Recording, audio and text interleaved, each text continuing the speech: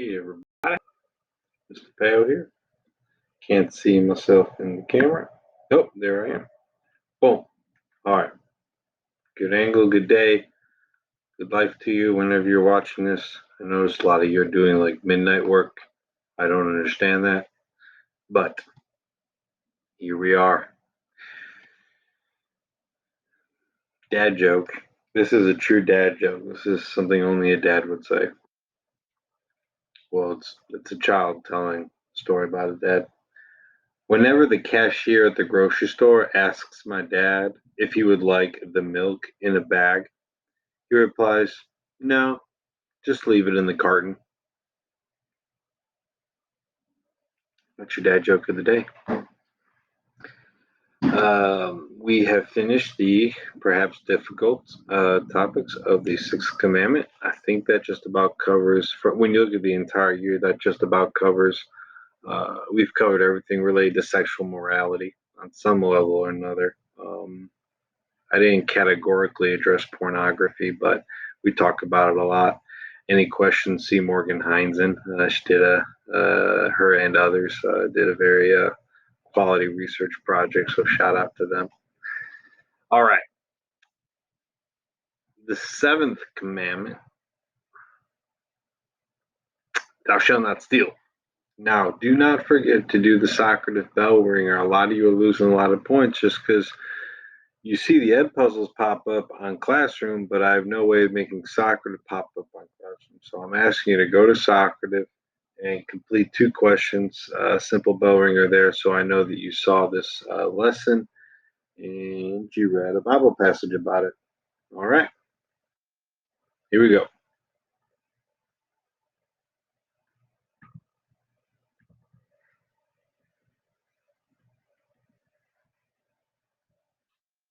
So the seventh commandment says, "Thou shalt not steal." What God is saying is people have a right to their property. Okay, you have a right to certain things. It's part of your human right to have possessions. Most importantly, your essential needs. Why is this so?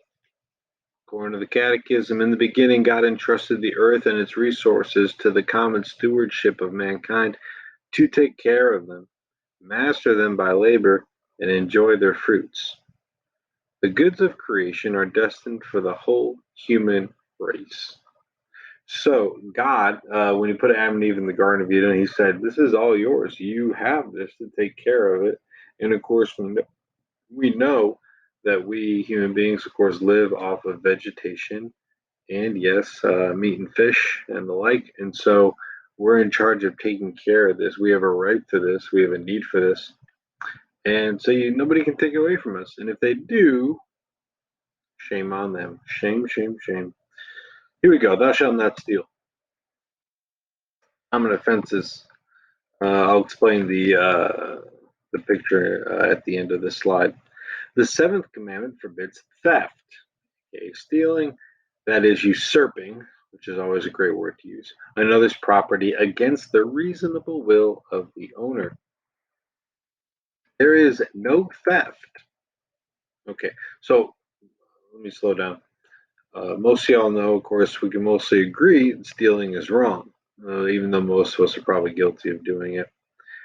However, as opposed to just elaborating on that largely accepted principle, the Catechism says that there is not theft in certain cases, such as when consent can be presumed, meaning if I'm in Miss Surratt's office and I need a folder or I need a paperclip, and I know she has a stash of folders and paperclips, she's not there for me to ask, am I stealing that from her? The answer is no. It's not true stealing, or it's not sinful stealing, because I can presume that she would give that to me. It is not stealing if there would be absolutely no reason for the person not to give it to you. I'm trying to think of an example of that. Um, mm, I really can't. But if you can safely presume that um, the person would give it to you if they were there, if you can do that honestly, and that they will give it to you, you kind of need this right now. For example, you're starting a test. Your friends, you have a decent relationship with the person right next to you. They have a bag full of pencils or pens, whatever the teacher requires. Y'all know I require a pen. But they're in the bathroom, or maybe they went to go get drug tested. Um, you can safely presume it would be unreasonable of them not to share one pen. Obviously, you should return it when you're done with it. That would be an example. That's not stealing, it's a safe presumption.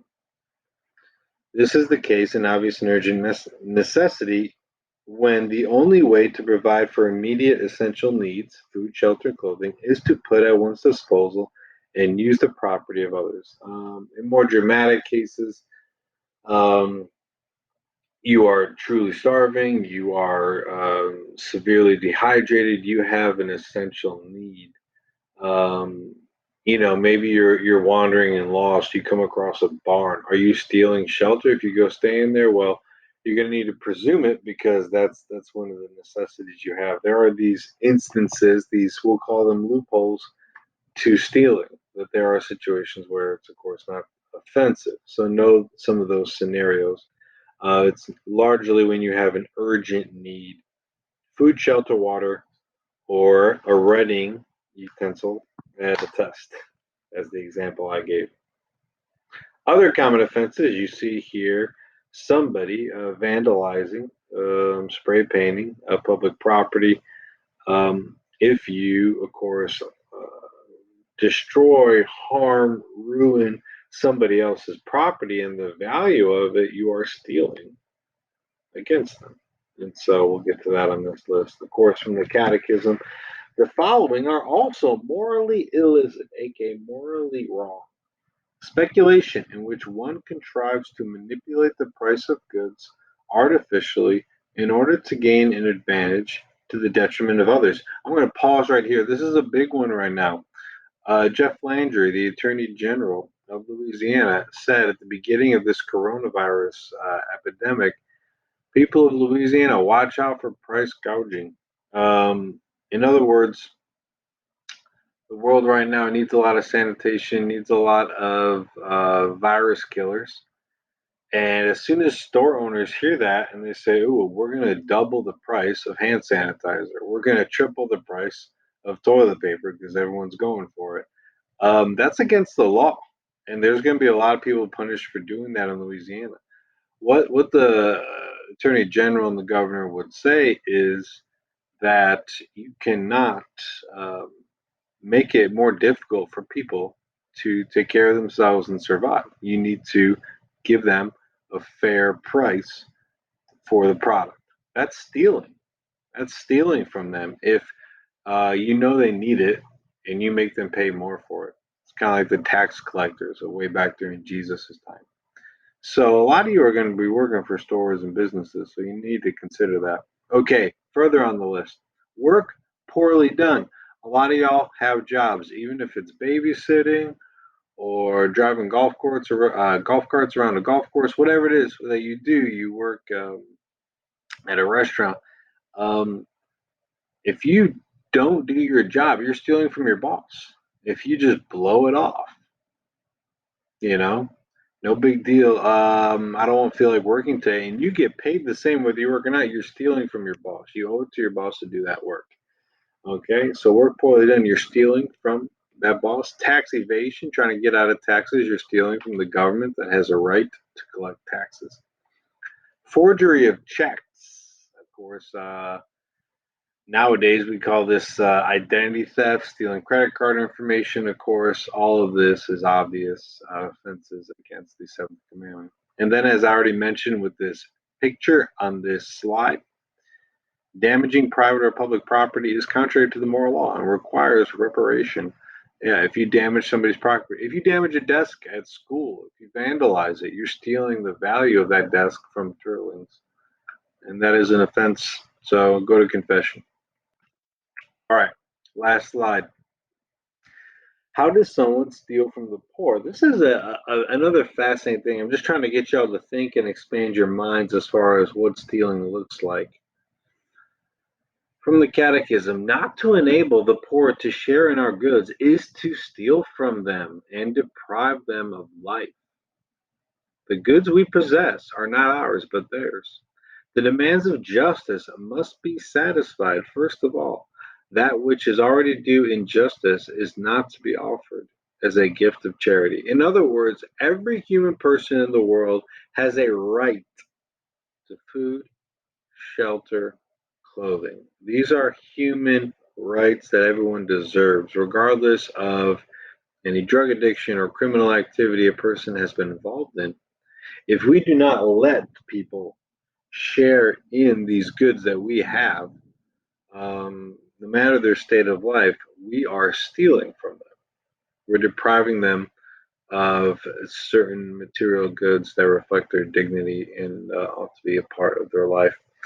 So consider that. Now, sure, yes, a lot of people have made themselves poor and homeless, and you don't want to give money to somebody that's going to use it for something that's bad for them. All these are considered, but I want you to understand that a human person has a right, and some people are poor and homeless and no fault of their own, especially with the economic collapse that's happening. They can be on the streets for various reasons that aren't guilty. We need to be living in a society, and we, especially Christians, need to take care of these people um, because they have a right. So let's all try to be generous. Let's try to love one another. Make sure you do your soccer to bell ringer from Breaux Bridge, Louisiana. This is Mr. John Paoletti. God bless.